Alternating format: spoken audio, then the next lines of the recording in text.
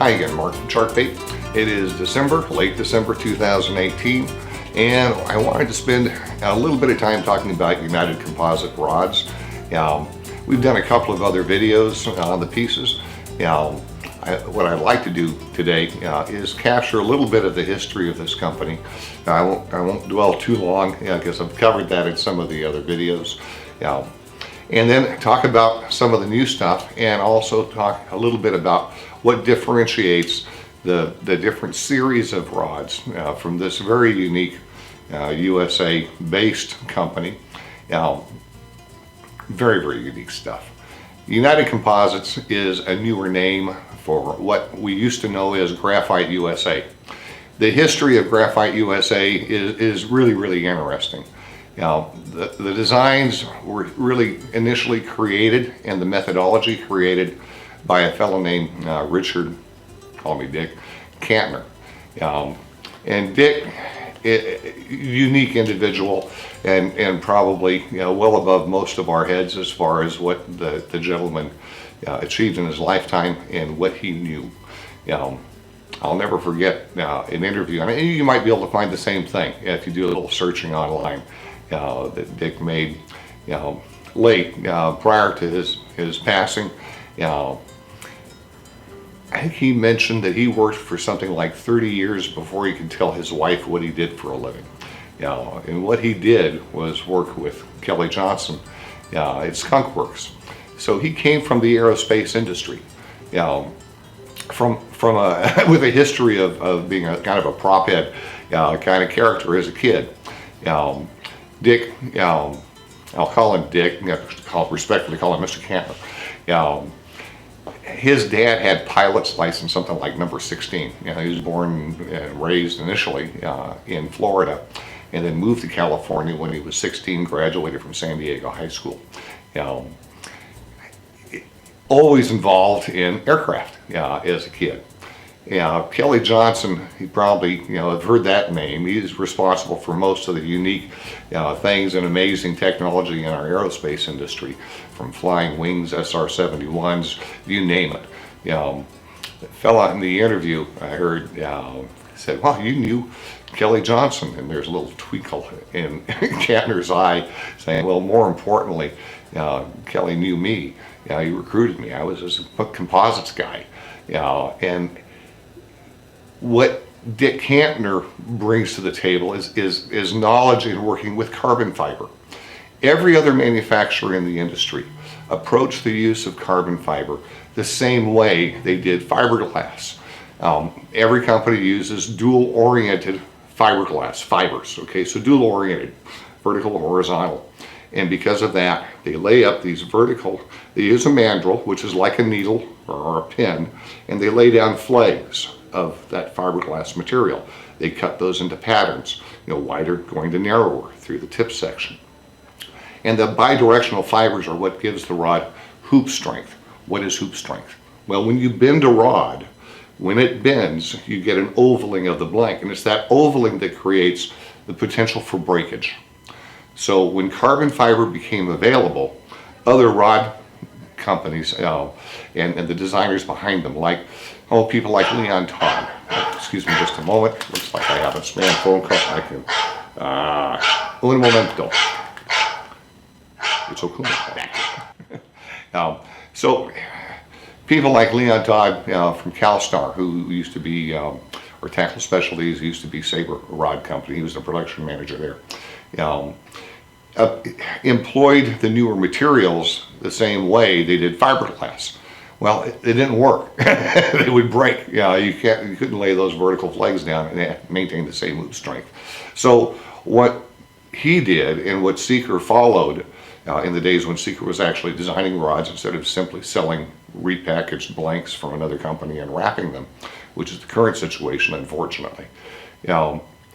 What he did differently was, there were a few things, but I think fundamental to this, Leon would do a transition, or other manufacturers, let's say, would do a transition, CalStar and Seeker primarily, from carbon, more carbon in the base of the rod, and then they would transition to fiberglass through the tip, so they wouldn't experience that breakage. and they could maintain some hoop strength. But you've got to transition as far as of material. They don't load up evenly throughout the rod, and typically by design they're fatter. They've got to have more material, more weight, they're heavier. But that was considered to be state of the art until along comes Dick Cantner, and I believe he started a company called Composite Development, something along those lines, back in the probably late 70s, maybe early 80s. And Cantner pursued his two loves, which I think were making golf clubs and fishing rods. And again, the guy graduated from San Diego High School. How could he not be into fishing? He's from San Diego. And that's the area he moved back to when he retired from aerospace industry and pursued his hobbies and designing these things. Cantner wrote the book on how to work with composites, from aerospace down now to the consumer level in making fishing rods. Dick Cantner is another one of those names, and I'll say, Leon Todd, a name to respect and remember. Russ Iser, another one of those wonderful people and names to remember. Carl Muehl, another one of those wonderful names and people to remember in this industry.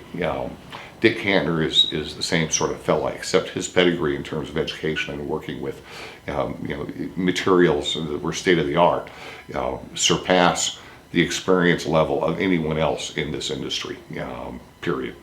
Cantner was a genius in what he did, and the legacy that he left is simply amazing.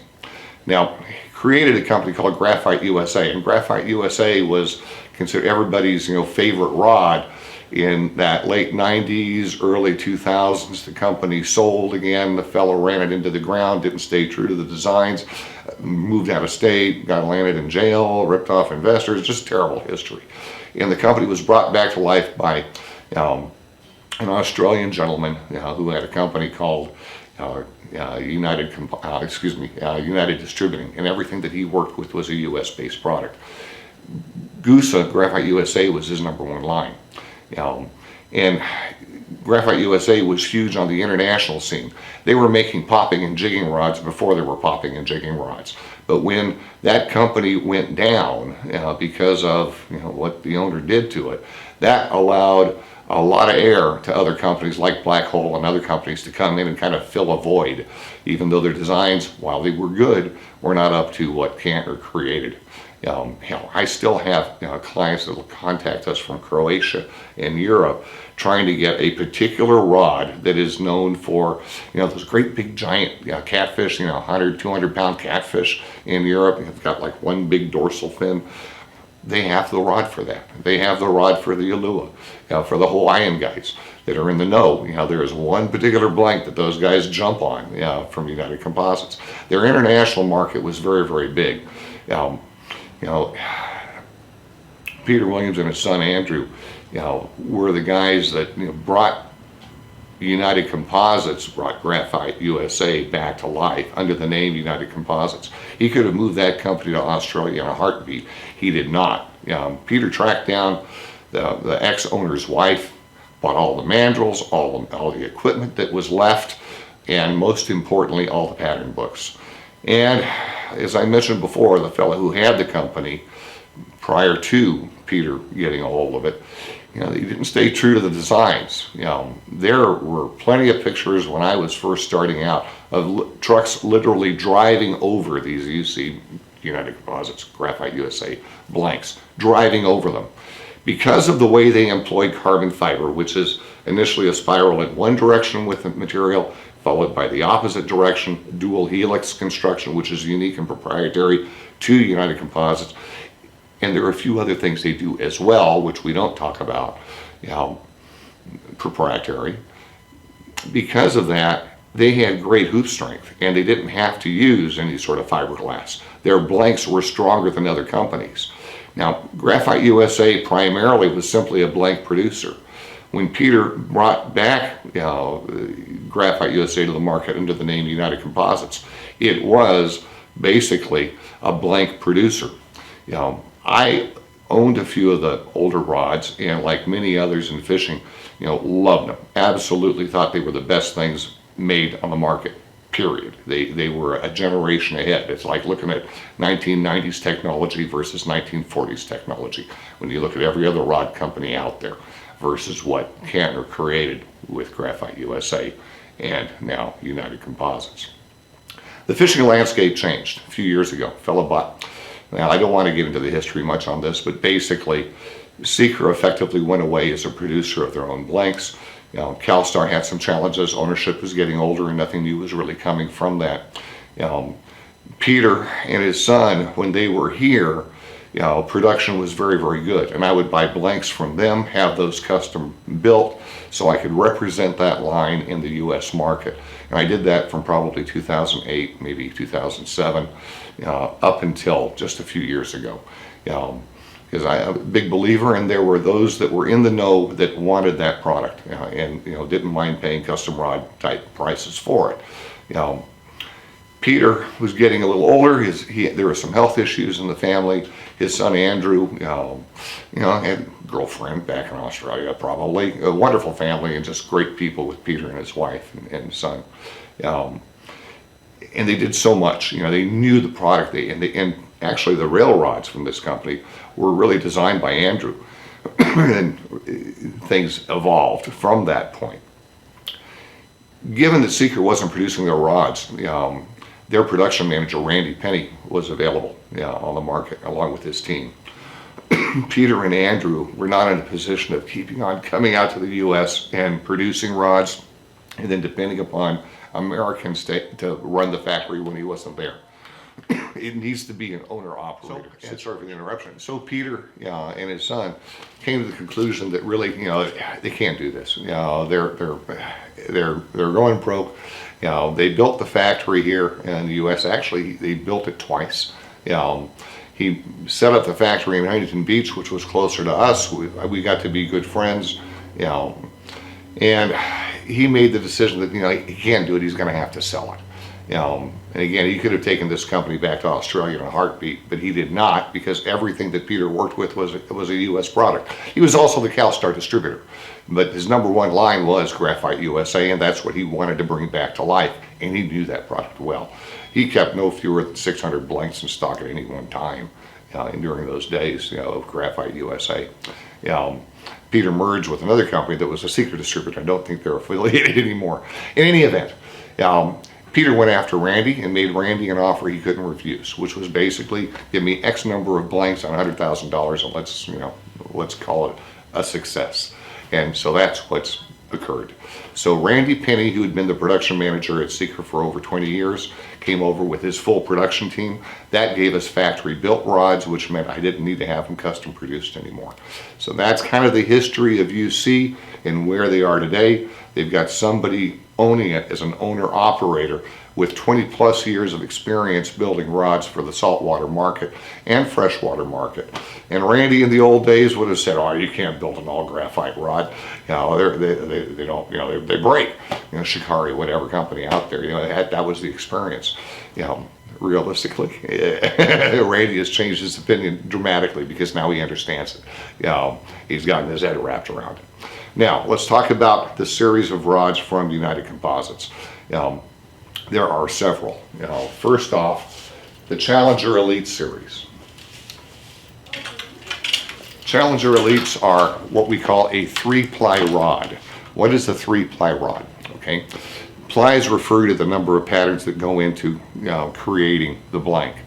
And in the Challenger Elites, they are a true composite rod. First off, you've got 2 patterns, 2 plies of, let's say, carbon fiber. And so we've got a dual helix build, by definition, 2 times on the carbon. And then uniquely, they make use of unidirectional fiberglass from butt to tip. So all the way through the rod, we've got carbon. All the way through the rod, we've got glass. The hoop strength on the blanks comes from the dual helix build of the carbon fiber. Incredibly strong, incredibly light. And then they apply this longitudinally oriented unidirectional glass. Now what that does is provide a lift. And so they have uncommon lift, and they still are ridiculously light in weight. The Challenger Elite rods, and I'll bring these up a little bit so you can see the wrap colors. Yeah, very subtle. Basically it's black and silver. There's a little bit of a tiny bit of red on the black, which you really can't make out very well. These rods are available a few different ways.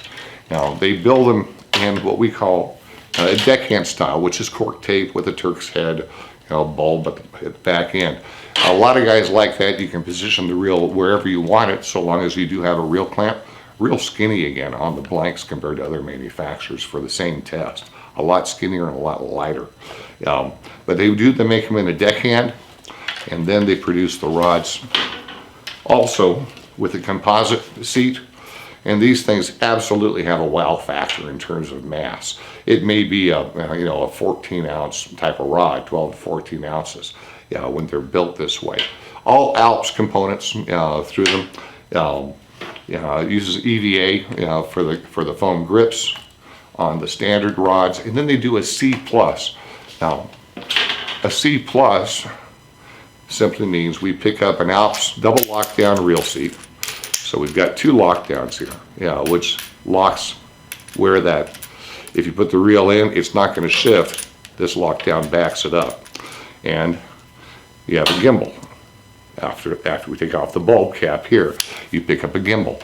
It's not going to rotate when you have the thing in a rod holder. Again, very, very light. When we go to the metal on the construction on the reel seat and on the gimbal, we pick up about 5-6 ounces worth of mass. So maybe it's going to be 18 ounces instead of 14, that type of thing. Wonderful rods. Now, in terms of a bend, I don't know if I'll be able to show this or not. The Challenger Elite series, or the CEs, RCE for finished rods, those will have more of a moderate bend, okay? And by a moderate bend, we're going to bend the rod under load, under appropriate load. We'll bend down through probably the midsection of the rod, maybe a little bit beyond that. Some people like that type of action a lot when you're fishing a lot of braid, because braid obviously doesn't stretch. There's not much forgiveness. So that, for a lot of people, is a wonderful rod to be fishing. Again, it's a 3-ply rod. From there, we go to the RUS, or the US series, and those were the original Gusa designs. So in the Gusa designs, we get a little bit more flash with a metallic blue, a little tiny bit of red. It's a nicer wrap material. These are a 4-ply rod, so it's 2 times the dual helix. Nothing but carbon. And then we go back to a Hypalon grip, double lockdown Alps seat, and we have our gimbal again. And on the gimbal, you just, if you want to use the gimbal, you take off the bulb. If you don't and want to use the gimbal, go ahead and put that back on, because you've got it where you need it. These rods typically, these are the rods that made the reputation for Graphite USA. Those are the original designs. 4-ply, more material, all carbon. Now, I should also stress the carbon that UC uses is a little bit different than other companies. I don't want to go into that too much because it is proprietary. But let's just say they've got almost double the density of other companies' carbon. Big difference. In terms of action, the US series will be a little bit faster. So don't call them moderate, you can call them fast, almost up to extra fast. Meaning, we'll have bend at the tip, and then she shuts off. She'll shut off probably 4th, 5th guide down, and then you've got leverage. That gives you a little bit more control of the fish. You can pull a little bit harder, and have, again, more control with what the fish is doing on an extended fight. Nice thing to have. Not as soft in action as you'll have on the Challenger Elites. They've got some blanks within this series that they use that are just incredible. But this would be the US series on the blanks. The next series that UC produces are the Challenger Platinums. The Challenger Platinums, I fish a lot myself. They're a 6-ply rod, so a lot of material. We've got 2 times the dual helix, so 4 plies of carbon, and then we pick up that longitudinally oriented glass, and then we pick up this fancy woven carbon fiber, and I don't know that we can really have that show very much on the camera, but it's beautiful stuff. It's the fancy woven carbon. a lot of material. These are not light rods. The Gusa series, the Challenger Elite series, those will give you that wow factor. When you get to the Platinums, you're not going to have the wow factor over low mass, low weight. The wow factor comes when you pull on the doggone things. A lot more material, a lot more strength. They are faster. So from a bend, here we are, I'm putting a bend on the doggone thing, and I'm probably, shutting off about 4 to 5 guides down on the rod. And then it's nothing but leverage. If you're a hard puller and you like to rear back on a fish and get the sucker in, if you're going for bigger fish, it's a great rod to go with. It's not the rod for everyone out there. But there is more material in here. If I had a charter operation and I was working off a Baja or something, these would be the rods I'd want to have on the boat. Very, very durable, very, very capable pieces, and they can put up with a lot. But for a hard puller, they're just an amazing rod to fish. Now, the next group of rods from UC would be, it's given them an awful lot of notoriety, are their rail rods. Now, the history of rail rods, that goes back to Randy Penny when he was at Seeker, and he worked with a guy named Wahoo Dad, David Choate, to come up with the 2x4, the original 2x4 from Seeker. Basically, it's a 2X tip, so it has some flex, 4X down, midsection on down through the butt. Those rods redefined how we fish big fish out here. Instead of using belts and harnesses and all that type of contraption, guys are making use of the rail. Okay, we don't give a rat's butt about IGFA. IGFA is not set up for the way we fish on a big boat anyway. We can't chase a fish. It doesn't work that way. We're fighting it stand-up style. We're not sitting in a stinking chair. So, the rods were made to make use of the leverage you can gain by, putting a rod underneath your armpit, hunkering down at the rail, and having this rod basically rest on the rail as a fulcrum and then bend down, on the fish. On a yellowfin tuna, typically on a big fish, we're going to get into that routine where it's a spiral down under the boat. And at that point, you want to keep the pressure on the doggone thing and not give them a second wind. This does that. It puts an appropriate bend with appropriate force, and drag load on that fish, and it's a fish killing machine, especially in the hands of somebody who's learned how to employ the physics that way. You can do some incredible things with these in catching stand-up style fish. And we see these being used all over the country now, and even some of our guys in the Gulf and Florida that are doing stand-up land-based sharking, going to this type of rod. These are up to a 9-ply rod. There is a ton of material in these things, just a ton of it. So they're not made to be light. They're made to fish heavy under extremely high loads on big fish. And they, again, run a gamut in terms of line tests, just like every other series from UC. They make use of this pad at the front. It's got some writing on it. It looks kind of tacky. It's like, where the hell are they getting this? It's a US made 3M product, and that's what they use on the rail. They don't use a hard phenolic or a hard plastic because that's going to be slippery. This is a little bit tacky, so it's not going to, so it won't slip on the rail when you're putting that leverage on it. And well thought out, and if that were to get damaged over time, which is possible, it can be reapplied. Randy can do that again, or we have some aftermarket solutions that'll do the same sort of thing. The 3M piece is more expensive, and just that piece alone probably costs $40, $45 to buy, believe it or not. Expensive stuff. Now, UC's not done there.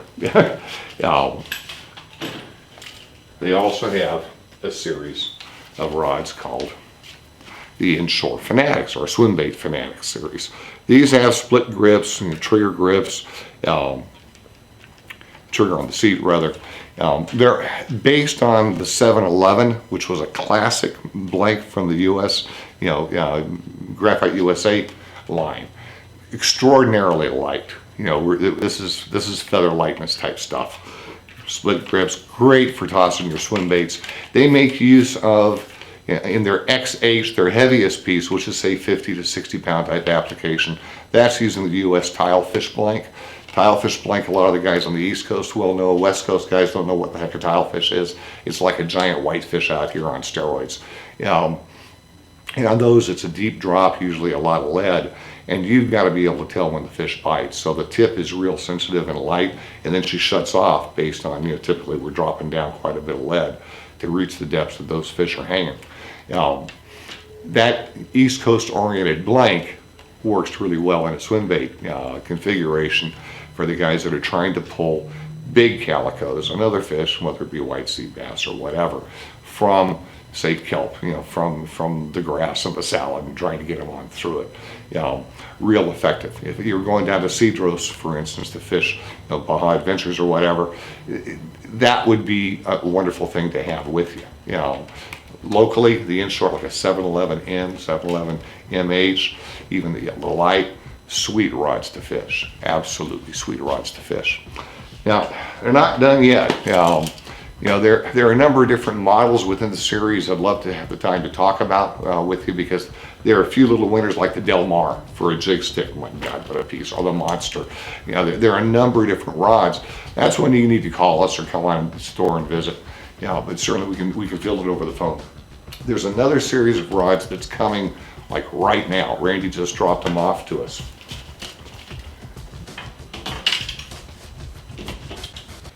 And I'm not even sure what we're going to call these things. Let's see if he's developed a name for it. Nope, he hasn't. These rods. Now, these are unique and really exciting to see. Again, like the Inshore pieces, crazy light, except these are old school in the way they're built. So they're done with cork. Again, blank all the way through this thing of a rod, so you've got feel that's incredible. You can feel a fish fart if that's what you're into. Wonderful kind of copper colored on the wraps on these guys. Nice little, some detail work. You've got a little hook keeper, that sort of thing. Beautiful guides that match up cosmetically. The blank has kind of a deep brown sheen to it. Usually blanks are painted, black. In this case, this has a little bit different paint job on it. A very, very dark, dark wood type look. Just beautiful stinking rods. These are all 7 feet 9 inches, so we don't have to fret too much in terms of shipping, which is a nice thing. We don't want to go over 8 feet unless we really need to these days with the way shipping costs are.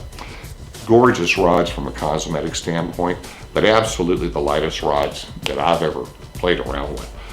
Even lighter than the Swimbait Fanatics. I'll get out a gram scale and weigh these things, but I'm betting you we're probably 12 ounces, maybe 10 ounces on these rods. Something very close to that. Gorgeous pieces. We're happy to have them first. We probably won't have them for long. In terms of pricing on the rods, these guys are going to be fairly expensive. They're made off the US series blanks or the Goose blanks. So they're 4 plies. My God, how skinny. And they're doing these all the way up into the Monster. There are 4 specific models to this. I think these will do great once they finally also come out with these in spinning form. But at this point in time, they're all conventional with a conventional reel seat made for that application. But I would expect to see these come, in spinning guides.